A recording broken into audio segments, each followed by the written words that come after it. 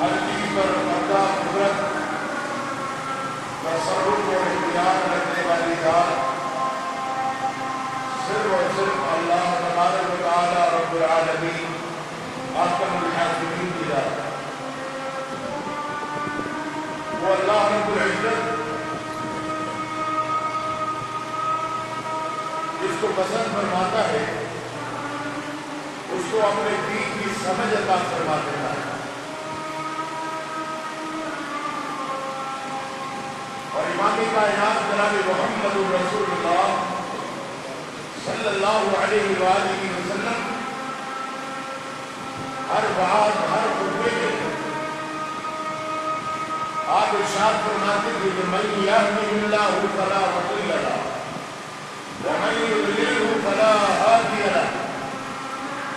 کہ اللہ رب العزت جس کو ہدایت سے نواز دے اس کو کوئی گمراہ نہیں کر سکتا، اور جسے وہ ذلت کے گڑھے میں دھکیل دے اس کو کوئی ہدایت نہیں دے سکتا۔ عقیدہ یہی رکھنا چاہیے اور اللہ رب العزت سے استقامت مانگتے رہنا چاہیے کہ اللہ جو تو نے ہمیں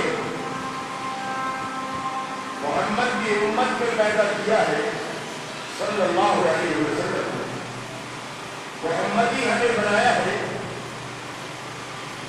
اے اللہ ہمیں استقامت نصیب فرما کہ ہم زندہ رہے تو محمدی بن کر، اور جب ہمیں موت آئے تو ہماری زبانوں پر کلمہ حق لا الہ الا اللہ محمد رسول اللہ صلی اللہ علیہ وسلم، یعنی نبی پاک محمد رسول اللہ صلی اللہ علیہ وسلم کی رسالت کی گواہی جو ہے وہ ہماری زبانوں پر ہو۔ بڑے ہی خوش بخت ہے، بڑے ہی خوش نصیب ہے وہ لوگ کہ جن کو آخری دم کلمہ محمد کا نصیب ہو جاتا ہے۔ حقیقت میں وہ لوگ بڑے ہی کامیاب و کامران ہیں کہ اپنی زندگی میں بھی محمد رسول اللہ صلی اللہ علیہ وسلم کی اطاعت اور فرمانبرداری میں زندگی کو بسر کیا، اور جب مرنے لگے تو ان کی زبان پر کلمہ حق جو ہے وہ جاری اور ثابت ہو گیا۔ قرآن مقدس کی جو آیت مبارکہ میں نے آپ کے سامنے پڑھی ہے اس میں بھی اللہ رب العزت نے اسی بات کی طرف اشارہ کیا۔ اللہ رب العزت فرماتا ہے ان الذین قالوا ربنا اللہ ثم استقاموا تتنزل علیہم الملائکہ الا تخافوا ولا تحزنوا وابشروا بالجنۃ التي كنتم توعدون۔ جن لوگوں نے بھی کلمہ حق لا الہ الا اللہ پڑھ لیا اور اس بات کا اقرار کر لیا کہ رب اللہ ہمارا داتا اللہ، ہمارا دستگیر اللہ، ہمارا حاجت روا مشکل کشا جو ہے وہ اللہ ہے، ثم استقاموا پھر اس پر مضبوطی کے ساتھ ڈٹے رہے، جمے رہے، یعنی رب اللہ کہنے کے بعد لا الہ الا اللہ کہنے کے بعد نہ کسی حجر کو سجدہ کیا، نہ کسی شجر کو سجدہ کیا، نہ کسی خانقاہ کے آگے، نہ کسی کتے چبے والے کے آگے جھکے، نہ کسی زندہ کے آگے، اور نہ ہی کسی مردہ کے آگے اپنے ماتھے کو دیکھا اور اپنی جھولیوں کو پھیلایا۔ ثم استقاموا فرمایا تتنزل علیہم الملائکہ، وہ ان پر اللہ رب العزت کی رحمت کے فرشتے نازل ہوئے اور فرمائے گے کل قیامت کے دن ان پر کسی قسم کا کوئی خوف، کوئی ڈر، کوئی رنج و غم نہیں ہوگا، اور ایسے ہی لوگوں کو اللہ رب العزت نے جنت کی بشارت دی۔ آج کلمہ جو ہم پڑھتے ہیں، ہم پر کوئی بھی پریشانی، کوئی بھی مصیبت، دکھ تکلیف آ جاتی ہے تو ہم فوراً اللہ رب العزت کے در کو چھوڑ کر معبودان باطل کے دروں پر خانقاہوں پر چلے جاتے ہیں اور ان کے نام کی دعائیاں دینے لگتے ہیں اور ان کے نام کی نظر نیاز کرنے لگتے ہیں اور منتیں ماننے لگ جاتے ہیں۔ تو یہ بڑا فقدان ہے امت محمدیہ میں کہ اکثر و بیشتر کلمہ حق لا الہ الا اللہ پڑھ لینے کے بعد اللہ رب العزت کو بھول جاتے ہیں اور اپنے ہی جیسے بندوں زندوں اور مردوں کے آگے اپنی جبی کو ٹیکنا شروع کر دیتے ہیں۔ صحابہ کرام رضوان اللہ علیہ اجمعین، میں نے ایک حدیث مبارکہ آپ کو سنائی تھی۔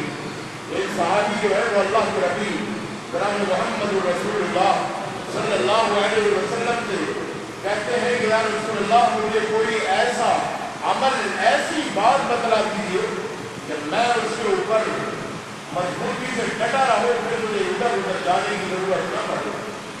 تو میرے پیارے نبی امام کائنات جناب محمد رسول اللہ صلی اللہ علیہ وسلم نے فرمایا قل آمنت باللہ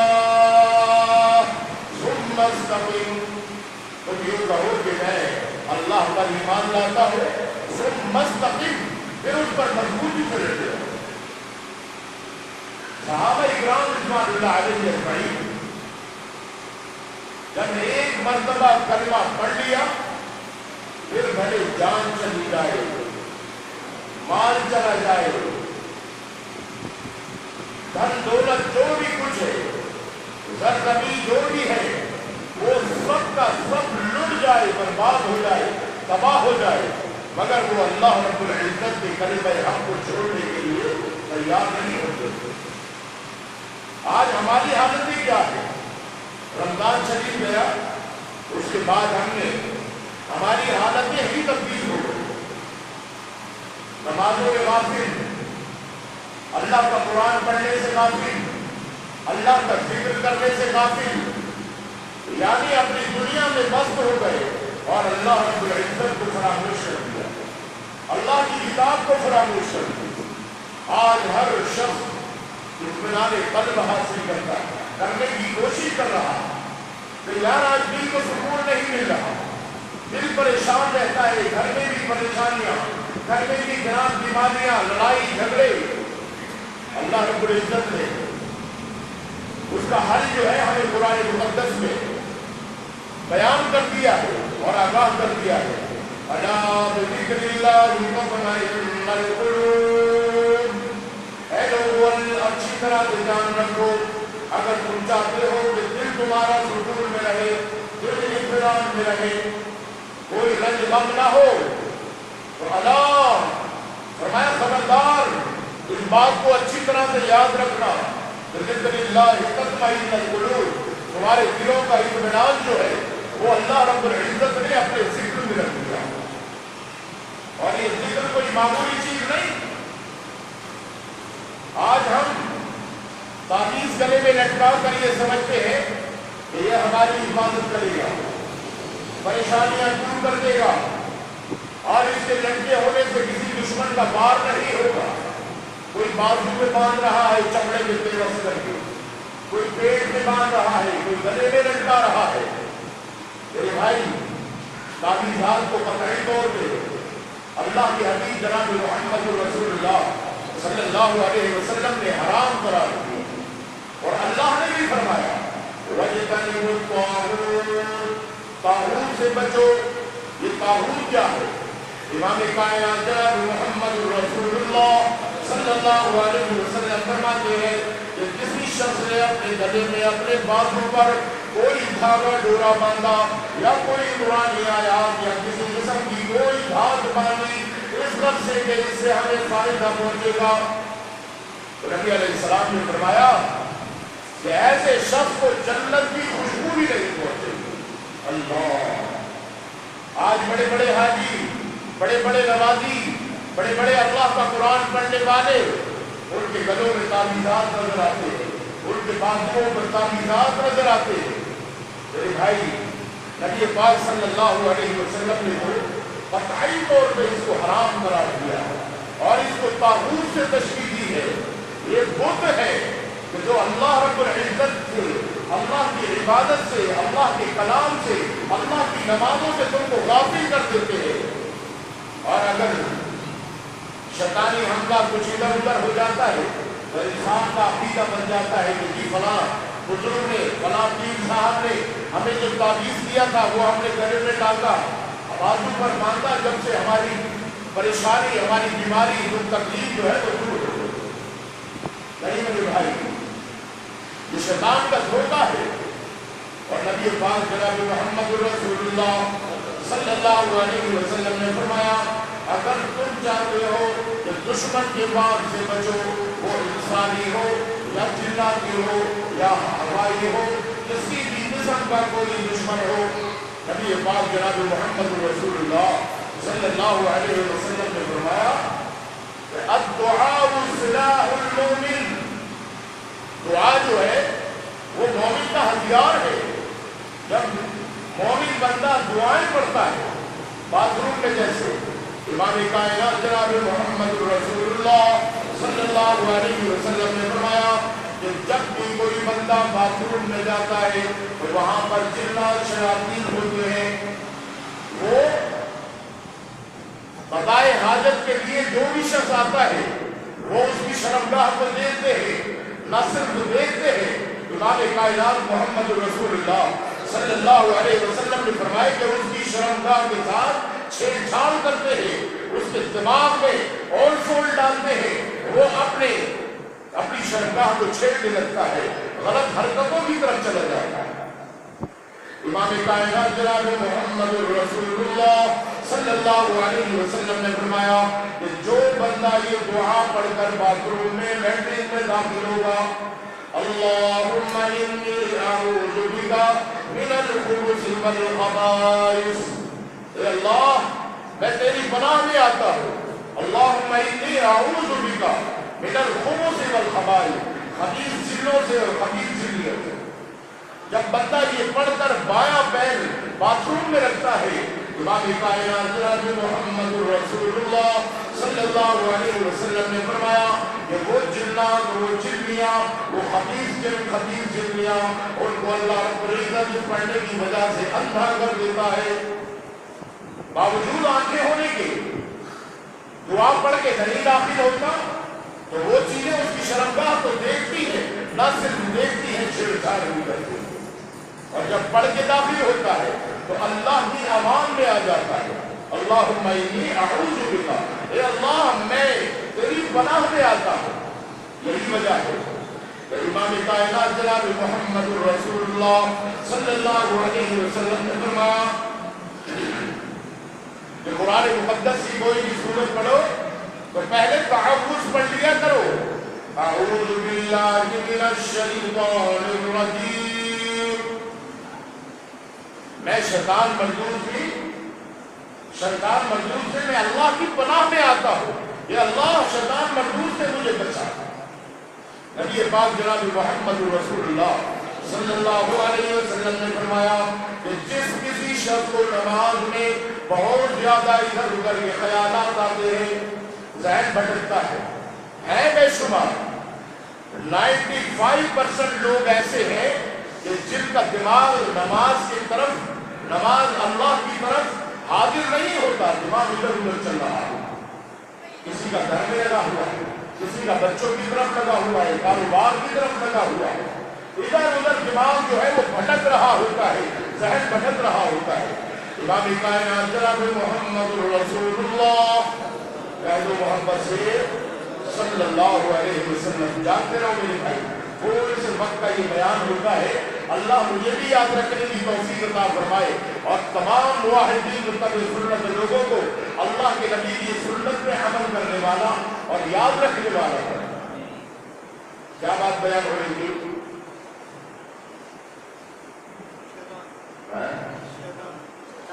نماز ہوئے دیکھیں کسی کی بھی توجہ نہیں ہے، سب غور سے بس آنکھیں پھاڑ کے بیٹھے ہوئے ہیں، معلوم یہ ہوتا ہے کہ صرف آنکھیں ہی کھلی ہے، یہ کان دل تک رسائی نہیں کر رہے کیونکہ نیتیں ہماری جو ہے ان میں کھول ہے۔ جس وقت ہم نے یہ جان کر سننا شروع کر دیا کہ مولا ہم تیرے حکم پر تیرے گھر میں تیرے در پر آئے ہیں، اے اللہ تیرے نبی کا کلام سننے آئے ہیں، اے اللہ ہمیں توفیق عطا فرما، ہمارے سینوں کو کھول دے، ہمارے دل و دماغ کو کھول دے کہ اللہ ہمارے دل و دماغ میں وہ باتیں صلاحیت کر جائے، ہم یاد رکھنے والے بن جائیں۔ جب یاد رکھنے والے بن گئے تو انشاءاللہ قدم قدم ہم پھونک پھونک کر رکھیں گے اور اللہ کے نبی صلی اللہ علیہ وسلم کے فرمودات کو پورا کر دیں گے۔ نبی پاک جناب محمد رسول اللہ صلی اللہ علیہ وسلم آپ فرماتے ہیں اگر کسی کا ذہن نماز میں ادھر ادھر بھٹک رہا ہے تو اس کو کیا کرنا ہے؟ مولوی صاحب سے، پیر صاحب سے، بزرگ صاحب سے کوئی تعلیم لے کے ماننا ہے باتوں پر۔ کبھی نماز میں ادھر ادھر ذہن بھٹکتا ہے، تمام پیروں کے پیر، امام کائنات، امام الانبیاء، ہمارے پیر، ہم سب کے پیر، محمدیوں کے پیر محمد رسول اللہ صلی اللہ علیہ وسلم نے فرمایا قل اعوذ باللہ من الشیطان الرجیم، یہ پڑھ لیا کرو اور یہ پڑھ کر اپنے بائیں کندھے کی طرف دھکار دیا کرو، 3 دفعہ دھکار دیا کرو۔ کہا دوبارہ اگر خیالات آئے دوبارہ پڑھو، دوبارہ پڑھو، بار بار پڑھو۔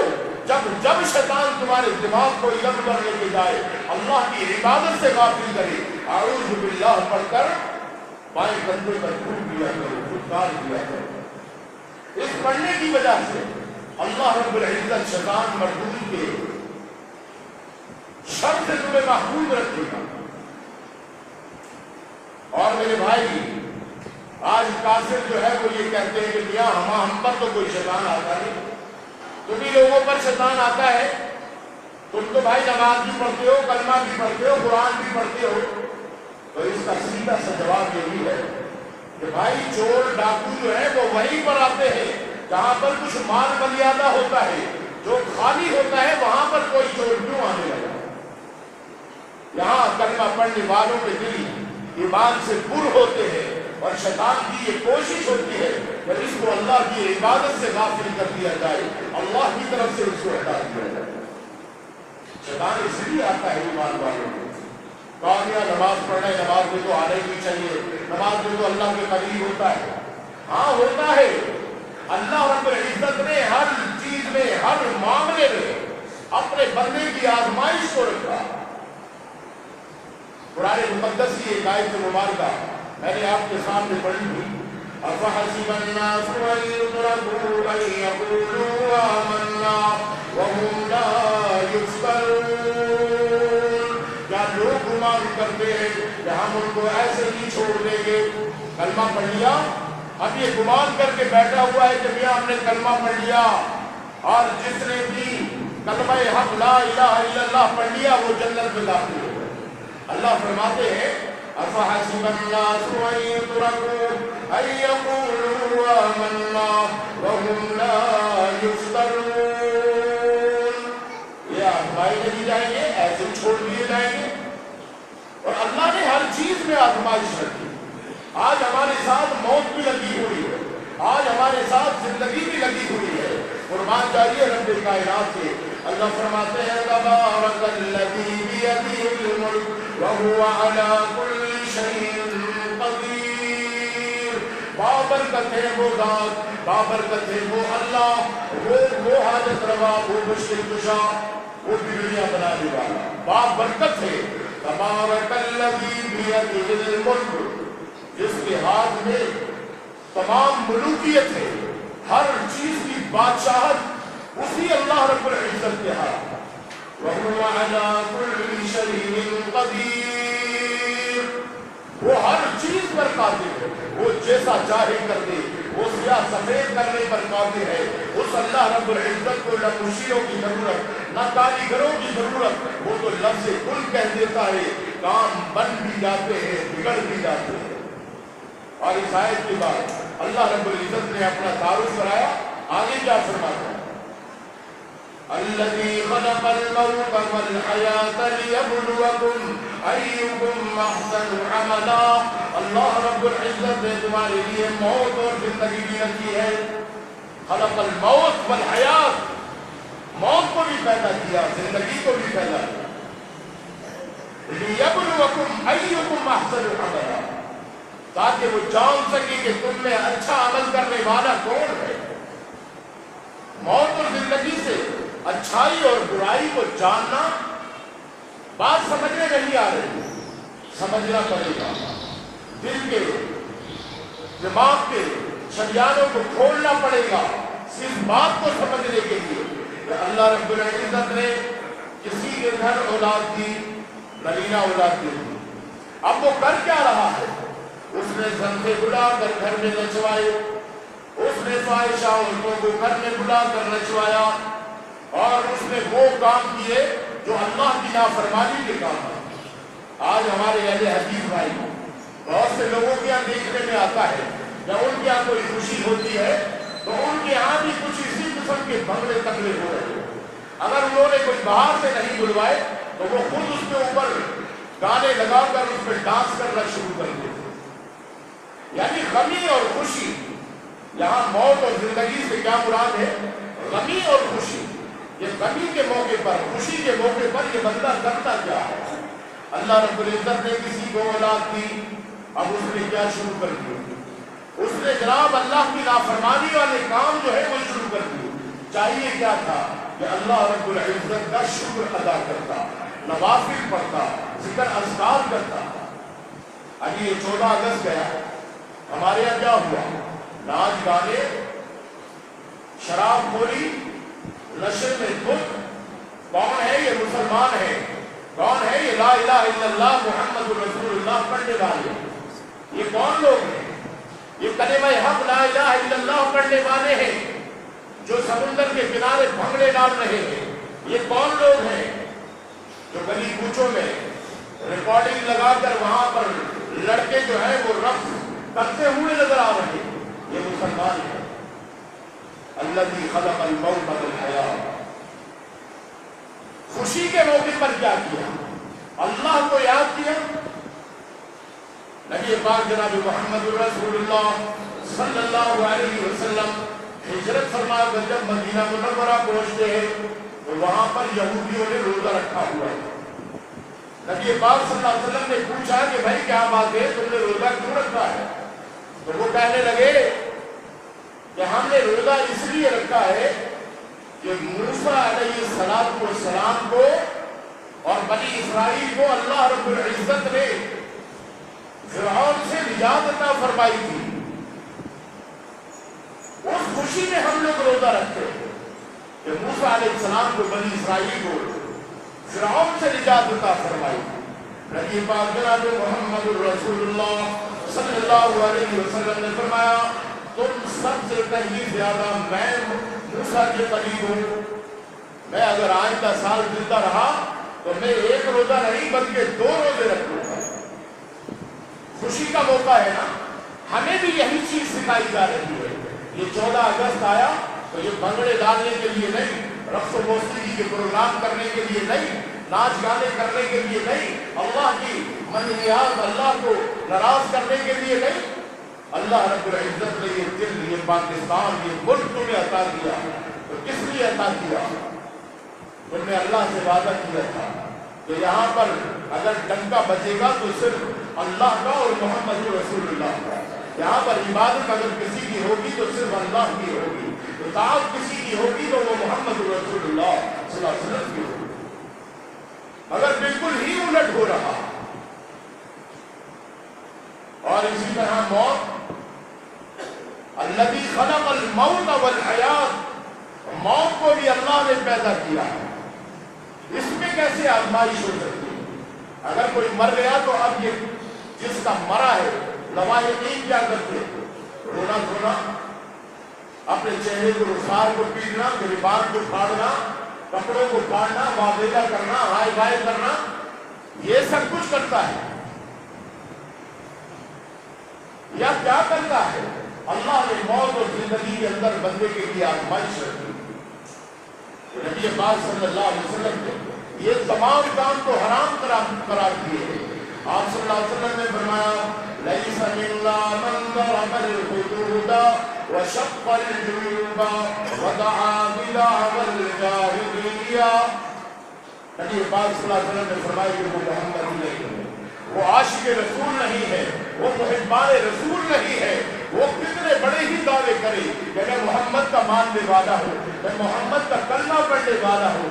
آپ نے فرمایا لیس منا، وہ ہم میں سے ہے ہی نہیں، وہ مجھ میں سے ہے ہی نہیں، وہ میرا امت ہی نہیں ہے۔ لیس منا من ضرب الحدود، جو مصیبت کے وقت اپنے رخسار کو پیٹتا ہے، وشق الجیوب، مصیبت کے وقت اپنے گریبان کو پھاڑتا ہے، ودعا بدعوى الجاہلیہ، اور وہ جاہلیت کی پکار پکارتا ہے، لیبلوکم ایکم احسن عملا۔ اور ایمان والے کون ہوتے ہیں؟ الذین اذا اصابتهم مصیبہ قالوا انا للہ وانا الیہ راجعون۔ ایمان والے تو وہ ہوتے ہیں کہ جب مصیبت پہنچتی ہے تو وہ اس پر ان کی زبانوں سے یہ جاری ہو جاتا ہے کہ انا للہ وانا الیہ راجعون، ہم سب اللہ کے لیے ہیں، اللہ ہی نے ہمیں پیدا کیا، اللہ ہی نے ہمیں بنایا ہے، اور ہم سب لوٹ کر اسی کی طرف جانے والے ہیں۔ اپنی دکھ تکلیف میں، اپنی پریشانیوں میں ان کی زبانوں پر انا للہ و انا الیہ راجعون۔ کسی کو کام دھندا نہیں مل رہا، کوئی چیز رکھ کر کہیں بھول گئے ہیں، کوئی چیز گم ہو گئی ہے، کاروبار میں نقصان ہو گیا ہے، یا کوئی شخص ادھار لے کے گیا تھا واپس نہیں دے رہا، یہ سارے تمام تر لوازمات جو ہے ان سب کا بس ایک ہی تعویذ انا للہ و انا الیہ راجعون۔ کسی ملا مولوی کے پاس جانے کی ضرورت ہے، بھائی وہ پیسے نہیں دے رہا، کوئی تعویذ دے دے، اس کو لٹکا دیا جائے۔ بے وقوف بنانے والے کہتے ہیں نا جب تک بے وقوف زندہ ہے عقل مند کبھی بھی بھوکا نہیں مر سکتا۔ کہا جی فلاں کے پاس پیسے پھنس گئے، کہا اچھا چلو یہ تو تعویذ یہ درخت پہ ٹانگ دینا، اپنی دکان پہ ٹانگ دینا، جب جب یہ سنے گا اس کا دل جو ہے تمہاری طرف مائل ہوگا اور وہ تمہاری رقم تمہیں لا کے دے دے گا۔ کیا چاہیے بھائی؟ لاؤ جی 5,000 روپے، لاؤ جی 10,000 روپے۔ پہلے ہی خسارے میں تھا اور خسارے میں پڑ گیا۔ انا للہ و انا، کاش کہ تم وہ پڑھ لیتا جو محمد رسول اللہ صلی اللہ علیہ وسلم کی تعلیم سے ملتا ہے، انا للہ و انا الیہ راجعون۔ اللہ رب العزت تیرے مسئلوں کو حل کر دیتا، کثرت سے پڑھتا، اٹھتے بیٹھتے پڑھتا، تیرے تمام تر معاملات جو ہے وہ حل ہو جاتا۔ اللہ ہم سب کو توفیق عطا فرمائے۔ تو اللہ رب العزت فرماتے ہیں افحسب الناس ان یترکوا ان یقولوا آمنا وهم لا یفتنون وَلَقَدْ فَتَنَّا الَّذِينَ مِن قَبْلِهِمْ فَلَيَعْلَمَنَّ اللَّهُ الَّذِينَ صَدَقُوا وَلَيَعْلَمَنَّ الْكَاذِبِينَ۔ اللہ رب العزت یہاں پہ بھی فرماتا بھائی اللہ رب العزت جو یہ فتنوں میں مبتلا کرتا ہے، جو تکلیف میں مبتلا کرتا ہے، اس کا کوئی اور مقصد نہیں ہوتا کہ میں بندوں کو تکلیف پہنچاؤں۔ اللہ فرماتے ہیں فَلَيَعْلَمَنَّ اللَّهُ الَّذِينَ صَدَقُوا وَلَيَعْلَمَنَّ الْكَاذِبِينَ۔ اللہ تو یہ دیکھنا چاہتا ہے کہ تم اپنے دعووں میں سچے کتنے ہو، تم میں سچا کون ہے، تم میں جھوٹا کون ہے۔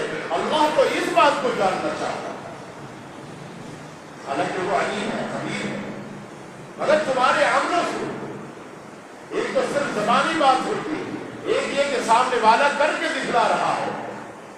تو اللہ رب العزت یہ آزمائشیں اسی لیے ڈالتا ہے، اور اللہ رب العزت نے فرمایا کہ اے ایمان والو وَلَنَبْلُوَنَّكُمْ بِشَيْءٍ، ہم تمہیں بھی کسی نہ کسی چیز میں آزمائیں گے، مِنَ الْخَوْفِ وَالْجُوعِ وَنَقْصٍ مِنَ الْأَمْوَالِ وَالْأَنفُسِ وَالثَّمَرَاتِ وَبَشِّرِ الصَّابِرِينَ۔ والجوع بھوک سے آزما سکتا ہے، وَنَقْصٍ مِنَ الْأَمْوَالِ مال کے کھاٹے سے آزما سکتا ہے، وَالْأَنفُسِ تجھے تیری جان سے بھی آزمایا جا سکتا ہے۔ اچھا بھلا چنگا بھلا گھر سے نکلا تھا، لو جی موٹر سائیکل سلیپ ہو گئی، لو جی کوئی اندھا آیا اور آن کے ٹکرا گیا، اس کو تو کچھ نہیں ہوا، اس کی ایسی تیسی ہو گئی۔ کہیں ہمارے سامنے ماسٹر صاحب موجود ہیں، ماسٹر جائیے آج دیکھیں کتنے مہینوں سے ہاتھ کی ہڈی ٹوٹ گئی، اور بھی بے شمار ہمارے دوست بھائی ہیں۔ تو بھائی یہ تکلیف جو پہنچی ہے اس کو تکلیف نہ سمجھا جائے، یہ بظاہر تو تکلیف ہے، مگر یہ اللہ رب العزت کی طرف سے آزمائش ہے۔ ہر حال میں الحمدللہ الحمدللہ. اے اللہ صحت تندرستی تھی تب بھی تیرے شکر گزار تھے. اے اللہ آج اس مصیبت میں ہے, اس دکھ تکلیف میں ہے, اے اللہ آج بھی ہم تیرے شکر گزار ہیں.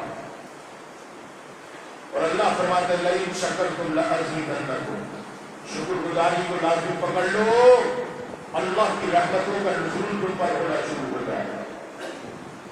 تھوڑے میں شکر کیا کرو اور اپنے سے نیچے والوں کی طرف دیکھا کرو. بنی اسرائیل ایک شخص جو تھا وہ تبلیغ دین کے لیے نکلا, گدھے پہ خچر پر سوار تھا, چلتا گیا راستے میں جناب ٹھوکریں لگی, کیا ہوا, اس کا گدھا خچر جو تھا وہ مر گیا. اس نے اپنا سامان اٹھایا, کندھے پہ ڈالا, چلنا شروع کر دیا. چلتے چلتے جو جوتیاں پہنا ہوا تھا وہ بھی گھس گئی, ٹوٹ آ گئی. اب اس نے کیا کیا, جو اس کے پاس کپڑا تھا, چادر تھی, وہ اس نے اپنے پیروں پر باندھا اور باندھنے کے بعد اس پر پھر سفر جاری کر دیا. وہ کپڑے جو تھے وہ بھی چلتے چلتے گھس گئے, پھٹ گئے, ختم ہو گئے. پیروں سے خون ریسنے لگا, پیر زخم آلود ہو گئے. یا اللہ کیا کرے. اس کو وہاں قریب میں اس زمانے کا جو چرچ تھا, عبادت خانہ تھا, وہاں پر گیا اور وہاں جا کر اللہ رب العزت سے گلے شکوے کرنے لگا کہ مولا تجھے میں ہی ملا تھا, میں تو تیرے دین کی تبلیغ کے لیے نکلا ہوا ہوں, میں تو تیرے دین کی سر بلندی کے لیے نکلا ہوا ہوں, میرا خچر بھی مر گیا, میری جوتی بھی ٹوٹ گئی, میں نے جو کپڑا اپنے پیروں پہ باندھا وہ بھی پھٹ پٹا گیا, اب میرے پیروں سے خون ریس رہا ہے, ذرا بھلا بتا تو صحیح میں کروں تو کیا کروں. اتنے شکوے اتنے گلے اللہ کے سامنے کر رہا. اچانک اس کو آواز آئی, کوئی رب کائنات کے سامنے گڑگڑا رہا ہے اور رو رو کر کہتا ہے کہ مولا تیرا لاکھ لاکھ شکر ہے کہ تو نے مجھے اس حال میں بھی رکھا, اگر تو چاہتا تو اس حال میں بھی نہ رکھ پاتا, نہ رکھتا تو میں تیرا کیا بگاڑ لیتا. اب جب اس نے گھوم کر دیکھا, اس عابد نے, اس زاہد نے, اس تبلیغی نے جب گھوم کر دیکھا تو وہاں پر ایک شخص ہے جس کی اتنی ٹانگیں نہیں ہیں, آدھی ٹانگیں ہیں, اور وہ اتنی ٹانگوں کے اوپر کھڑا ہو کر اللہ کے سامنے کہتا ہے کہ مولا تیرا ہزار ہاں شکر ہے کہ تو نے مجھے یہ بھی عطا فرمائی ہے, اگر تو مجھے یہ بھی نہ عطا فرماتا تو میں تیرا کیا بگاڑتا. وہ آپ ظاہر فوراً سمجھ گیا, میرے تو پہلے پورے پاؤں ہیں, اس کی تو آدھی آدھی ٹانگیں نہیں. تو اللہ رب العزت نے جو تھوڑا دیا ہے اس پر شکر کیا کرو اور اپنے سے نیچے والے کو دیکھا کرو, اوپر والے کو نہیں کہ جی اس کی بلڈنگ ہے, اس کے پاس گاڑیاں ہیں, اس کا کاروبار اتنا وسیع ہے. جو اللہ نے تجھے دیا ہے لئن شکرتم لأزیدنکم, اگر شکر گزاری کرے گا تو اللہ رب العزت تجھ پر اپنی رحمتوں کا نزول فرما دے گا. اقول قولی ھذا